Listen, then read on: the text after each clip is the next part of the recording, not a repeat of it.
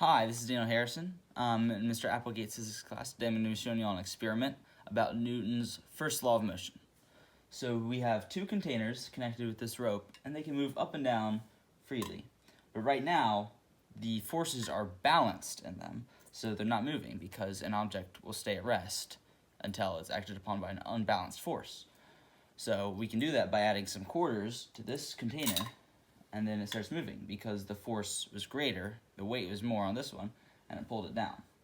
But if we go back and add some quarters to this side, now they're equal. The forces are balanced again. Even though the forces on both are still pulling down, because they're equal, there's no movement. So we can show that again by adding some more quarters on this one to make it unbalanced again. And as you can see, it made it to move again. So that shows how when the object's at rest and the forces are balanced, it's going to stay at rest. But if the forces are unbalanced, then it will move because there's a net force pulling it one way or another. So this can be seen in pretty much anything in the real life. Anything that is stationary but then starts to move has been impacted by Newton's first law because there is some unbalanced force that causes it to move.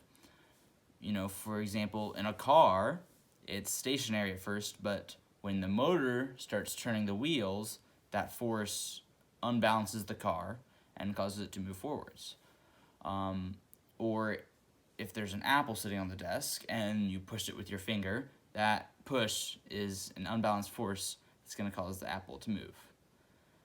But if it's just standing still and all of the forces are equal, for example, the force of gravity and the force of a table pushing back, it's going to stay still. The apple's not going to move unless something else comes and pushes it. So don't forget Newton's first law of motion, and remember, physics is awesome.